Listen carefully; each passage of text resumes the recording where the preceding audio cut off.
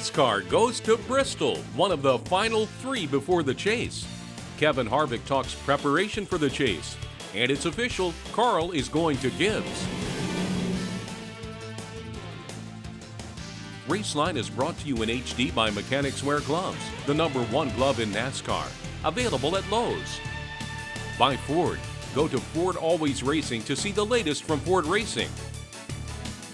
And by Z-Max, the one product for your engine, fuel system, and transmission. Here's Joe Moore. NASCAR is down to 3 to go. 3 races remaining in the regular season before the chase starts at Chicagoland Speedway. Hi, everybody. I'm Joe Moore, welcoming you to this week's edition of Raceline.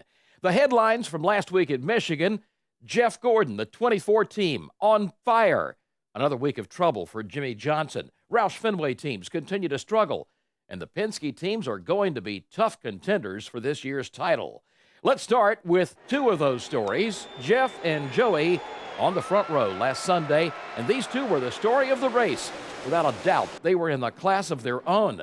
Michigan provided their own version of the big one, with this multi-car crash started when Danica got sideways. She collected Justin Allgaier, Martin Truex, Michael Annett, and Trevor Bayne. But most of the race, it was all Joey, until the final restart. Jeff Gordon drove in deep to pass Joey and never looked back. Jeff drove to his 3rd win of the year and his 3rd win at Michigan Speedway. It wasn't an easy victory, even though we had a great race car. Those restarts are so crucial, but also intense here, with the speeds that we're carrying. And, just proud of the effort. I mean, it's just an awesome effort all day to stick with it and have good pit strategy, pit stops, and, be in that position there at the end to have a shot at it.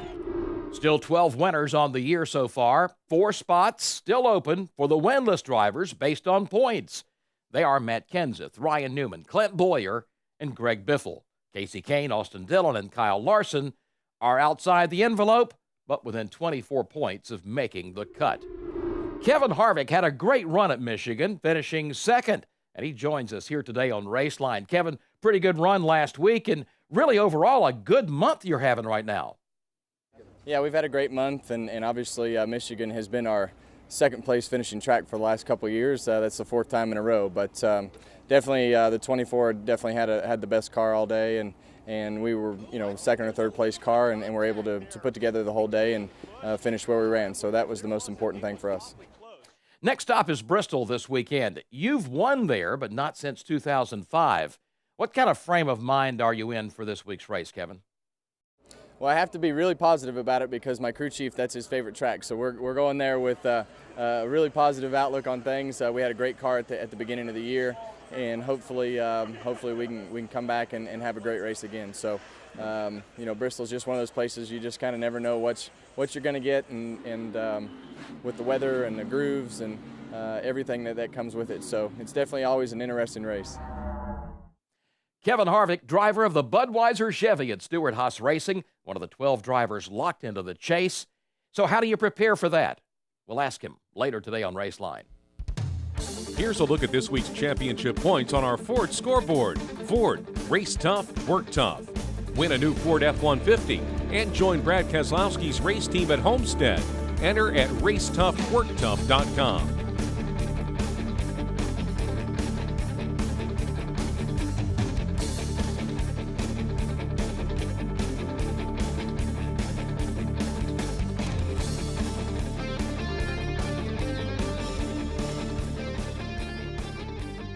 More of today's Raceline is coming up.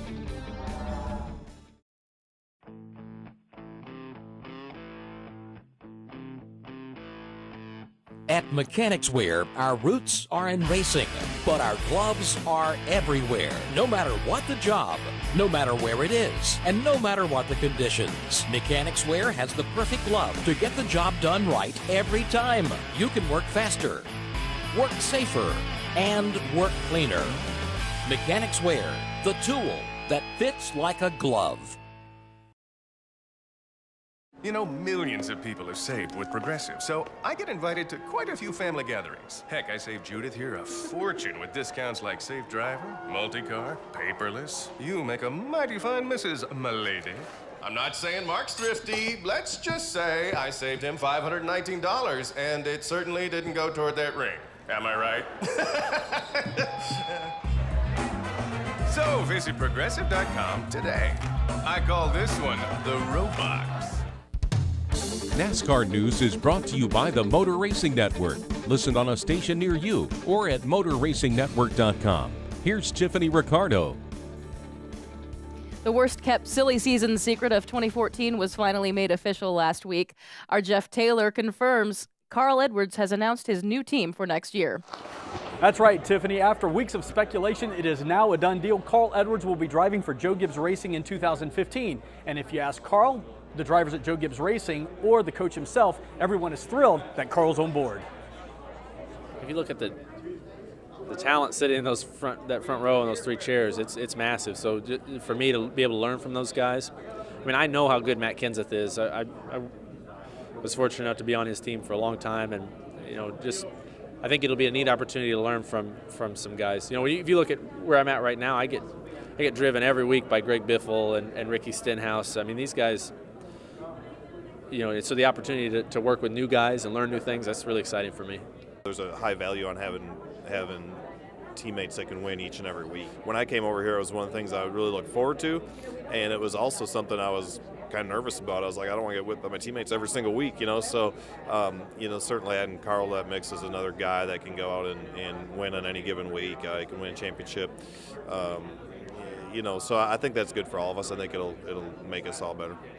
With his plans now set in stone for the 2015 season, you might think Carl Edwards would be looking toward next year, but that is not the case if you ask Carl. He is looking at 2014 and winning that championship for Jack Roush. Tiffany? Okay, thanks a lot, Jeff. Stewart-Haas Racing is not saying much about Tony Stewart's future plans. The team says Tony is taking his own time to work through the tragedy that took the life of Kevin Ward Jr. at Canandaigua Speedway. And all their concern is for him, his family, and the Ward family. Stewart-Haas Executive Vice President Brett Frood spoke to the media at Michigan. Tony's surrounded right now by his closest friends and family. We're obviously in contact with him, and his location is of a private nature right now. And Mr. Frood was asked to give us his thoughts of the handling of the situation by the media. Well, we certainly understand the media has a job to do. And while there may be some irresponsible reporting, right now the focus of everyone should be on the family that's grieving, and there has been some of that focus that hasn't been there. I'm quite certain when we get through this that everyone will get the story from the key parties. The decision has once again been made that Tony Stewart will sit out the Sprint Cup race at Bristol this weekend. Jeff Burton takes his place again in the number 14 Chevrolet. Toyota teams are not having a great season, appearing underpowered for the majority of events in the past few months. Chevrolets have been dominating the Cup Series over the last 13 weeks. The last Toyota Sprint Cup win was Denny Hamlin's at Talladega in May. Matt Kenseth, a 7-time winner last year from Joe Gibbs Racing, is still winless in 2014. Basically haven't had quite enough speed. I mean, last year, I feel like we put ourselves in position to win a few times this year and, just didn't have enough speed and strength to be able to get the win and be able to either hold them off or pass those last couple cars or whatever the case may be. So I feel like we've been solid this year. I feel like on average our performance is getting better. We've had some troubles and dropped out of races and things like that, but the races we have finished and we've been running, we've usually been close to the top 5. We just need to get running just a little bit faster to break through and hopefully get some wins. And there were only 2 Toyotas in the top 15 last week at Michigan. Well, 10 Sprint Cup teams stayed over an extra day at the Michigan International Speedway to test several configurations for next season. The tests involved aerodynamic and engine combinations used in double-file race simulations. NASCAR Vice President of Innovation and Racing Development, Gene Stephanician, explains the ultimate goal of the tests. We're looking for basically a fan-centric type of direction. Fans have said they like a lot of passing. They like a lot of side-by-side. They like a lot of lead changes. And so that's what we're endeavoring to do. And Joe Gibbs Racing's Denny Hamlin said he was impressed. I love the test. I was disappointed for 9 hours and excited for 1 hour, but that's kind of, part of the process. I think that NASCAR wanted us to kind of go one direction. I think at the very end we found something that really moved the needle on what our cars are capable of doing. To see lightning fast speeds in the straightaways and slow speeds in the corners it just opens up, in my opinion, so many more opportunities for Goodyear to build great tires, and instead of having to build something that has to last, they can build a tire that keeps giving us more grip and that has more fall off. So with fall off comes passing, with passing comes wrecks. Now here's some of the other stories going on this week around NASCAR Nation. Comcast's Xfinity is in contract negotiations with NASCAR to become title sponsor of what is now the Nationwide Series. The company is considering a 5 to 6 year deal valued at more than $100 million. Junior Motorsports has announced that Ernie Cope will become Chase Elliott's crew chief next year, replacing Greg Ives, who moves to Hendrick Motorsports to work with Dale Earnhardt Jr. on the number 88. Cope is currently crew chief on Junior Motorsports' number 5 car, which runs a part-time schedule. As we reported last week, Ryan Blaney is set to join the Wood Brothers next year. I'm very excited to be able to race for the Wood Brothers next year. They've been so great to me with the week and a half that I've been over there, and just the history there with this team is very special, and just the great names that I've driven for this team is obviously very special, and it's a dream come true. So, thank you, Eddie and Len, for giving me a chance here, and Motorcraft and Quick Lane for being behind it.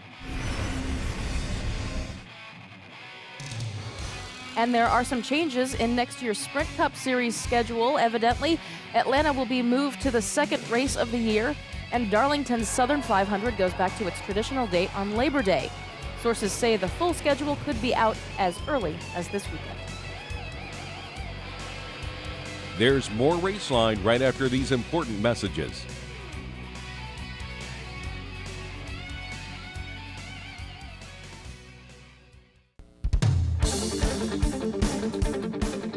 Welcome back to Raceline. Kevin Harvick is with us today on the show, a winner earlier this year at Phoenix in Darlington. Kevin, going into this week's race at the Bristol Motor Speedway, what does your car need to do for you to be good there? Roll. The car has to roll at the finish of the race first. But the second thing is you have to be able to turn the center of the corner and still be able to throttle up off the corner wide open and keep your car handling in those two parts of the corner all day. So it's definitely a racetrack that has typically been around the top since they've redone it. You can run the bottom and the middle throughout the restarts, but as we've seen in the past couple of years, if it does rubber up a lot on the top, the middle will come back. So it just depends on where the rubber goes this weekend. Do you know where you need to go on the track, or is it a guessing game every time you go back to Bristol? It's been fairly consistent around the top, and that's been the fastest way. There's been just a few instances where the rubber gets caked up on the top of the racetrack on a really long run, but usually once the caution comes back out, the top comes back in. Carl Edwards won the spring race this year at Bristol. Last year's winners were Casey Kane and Matt Kenseth. Kevin won the spring race in 2005. This week's Sim Seats Driver of the Week is Jeff Gordon, driving deep under Joey Logano to pass for the win at Michigan. Sim Seats, built for you, built to win. Find out more at sim-seats.com.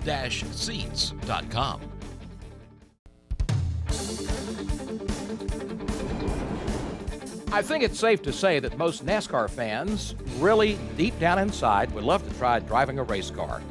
And of course you have a couple of options. You can buy a car and try your skill at a local racetrack. There are several driving schools where you can get a few laps for a lot of money. But a less expensive, much safer, and certainly more convenient way to do it is with a race simulator. Now that may sound way out of your price range, but it's really not. A basic computer, some readily available software, and a rig from Sim Seats will give you the thrill of driving a race car in your own home. Seat time is very important to all drivers, And 20 years ago, the only time you got seat time was in a race car just like this. But with technology today, all drivers are using simulation. And SimSeats has found a way to enhance the simulation experience. SimSeats helps bridge the gap between software and driving equipment that's out there, electronic steering wheels and these sorts of things. We provide the chassis that allows these people to do this at home. So anybody can go sim racing? Anybody. You don't have to have a $20,000 race car. It's really affordable. Once you get a rig, you can build it up, and with the new software that's out, the tracks are laser scanned. I mean, they're really accurate. And we even use it for training. We're all racers at SimSeats, and we use it for training before we go to the track. And it's really important to get the whole experience. So with surround sounds that we provide, you get the feel of racing even though you're not in the car. And it's really wild. These guys are using it for training. Earnhardt's a big iRacing guy, and they're using rigs like SimSeats when they're not at the track to get ready for the next event. I am the lead design and test engineer, so like Zach, we both go to the track, and so Zach relies on me to help translate that experience of being at the track into the simulation rigs that we sell here. Going to the track, I'm an instructor as well, and sometimes I arrive at a track that I've never driven before, and I'm expected to be in the right seat with the student, telling them how to go faster around that track. So by using one of our simulation rigs here before I go to that track, I do have that ability to show up with experience and teach that young student how to be faster at a track I've never driven before. You'd probably be surprised with made in USA, handmade, but these are affordable. And you can start from a basic unit and you can build it up all the way to what you see behind me, an iRacing package complete with surround sound, triple screens. Anybody can get started with SimSeat. So SimSeats obviously knows what they're doing when it comes to sim racing rigs, and I'm going to try my hand at the first time here at South Boston in a late model. I'm Russ Wiles with Raceline, and Sideways. Again, you can find out more at sim-seats.com. Start small or start big. It's as close as you can get to driving a race car without having to leave the house. Raceline invites you to join us on Facebook and Twitter. We're at facebook.com/RacelineTV and on Twitter at RacelineTV. Also on the World Wide Web at RacelineOnline.com. It's a feeling you only get by being here. See the stars, experience the excitement, and create memories to last a lifetime. As NASCAR's top 16 drivers fight the field as they battle for the championship. It's the swelling in your heart and the rumble beneath your feet. The chase begins at Chicagoland Speedway. It all leads up to this. It's race day. Chicagoland Speedway. The chase for the NASCAR Sprint Cup starts here. 3 races to go till the regular season is over and we move into championship mode, what we call the chase. Now 12 drivers are locked in, another 4 are hanging on by a thread, and another 14 could get in if they move up in points enough or win. Now, Joe, winning is the surest way to make it, and of course, if we get another different winner, that's going to shake things up, certainly among those guys hanging on by points. Kevin Harvick joins us again today. He's among those already in. So, Kevin, how do you approach these remaining 3 events? Is it mostly working on strategy? Well, our main strategy has to get the consistency that we need to go along with our fast cars, and I think we've done a good job of that since the break. You have to be able to overcome things and rebound when something happens in the pits or on the track during the race. So we've done a great job at that. Obviously, our cars have still been fast, and so we just balance that consistency with winning races, and we'll be just fine. Now, this year's Chase has a totally different look from anything we've ever done before. It's a whole new format. So how do you prepare for something so different? Well, I think you just have to prepare like you would for any other format. You just have to take it 1 week at a time. Obviously, you know, we want to win and you want to advance to each round, but you have to take it 1 weekend at a time. So we're going to Chicago to test, we're going to Loudon to test, and hopefully we can you know, put some things to bed that we've had in our minds and get good setups for those 2 racetracks. And really, it'll be the first time we've tested all year. So that's encouraging, and hopefully we learn some things from it. Okay, at your Stewart-Haas operation right now, 2 cars in for certain, yourself, Kurt Busch. Ryan Newman is in on points, but that certainly could change. during any of these next 3 races. How does that change the dynamic within the organization? Yeah, you know, the team dynamic is obviously unique at this point of the year when you have 2 trying to get in the chase and 2 already in the chase. So you have preparation for the Chicago race on 2 of the teams, and you have the other 2 teams throwing everything they have at it to try to win one of the next 3 races. So everybody wants everybody in, but, you know, on our side, we have to prepare for what we know is in front of us and do the best we can to help the other 2 as well. That's Kevin Harvick, driver of the Budweiser Chevy at Stewart-Haas Racing, a former winner at Bristol. Let's check our standings in the Mechanics Wear Weekly Challenge. Alex had Junior last week. He finished in 5th. Tiffany had Harvick, who had a 2nd place finish. Postman had Joey Logano, who came in 3rd, and I had Brad Keselowski, who hit the wall, but still finished in the 8th spot. Our Mechanics Wear Weekly Challenge winner this week, Tim Young of Blossburg, Pennsylvania. Tim, a pair of Mechanics Wear gloves are on their way to you. So what about this week at Bristol? This is a tough one. Joe, it is, and I know we talked earlier in the show about how the Toyotas have been underpowered for most of the season. However, the guy I'm picking this week has 5 wins at Bristol, and I think his Toyota might make its way back to victory lane this week. Kyle Busch wins at Bristol. It's time to make our race picks. I'm going to give my pick to Kevin Harvick. Harvick, who should I pick at Bristol? If you're going to show up at our event, you better pick us. It's as simple as that. I've got Kevin Harvick to win at Bristol. And a little bit unusual circumstance this week. If you listen to Motor Racing Network, you know that Alex Hayden has a terrible case of laryngitis, and that's why he was not on our show this week also. But since he is leading us by so much, he did beg to be able to still make his pick this week. He was able to whisper to me and tell me he wanted to pick Marcus Ambrose to win at Bristol. All right, guys, I'm going to go back with Cousin Carl. I think he's got a big load off his shoulders after the announcement this past week of his move next year, and now he's going to concentrate on a championship and started off at a track where he's won before, Bristol Motor Speedway. Carl Edwards. All right, our picks are Kyle Busch, Kevin Harvick, Marcus Ambrose, or Carl Edwards. Next week, NASCAR goes to Atlanta Motor Speedway, and Carl Edwards will join us to preview that event and talk more about his move to Joe Gibbs Racing next year. See you next week. Raceline is brought to you by Mechanics Wear Gloves, the #1 glove in NASCAR. By Ford, go further. And by SimSeats driving simulators, made for racers, made by racers, made in the USA.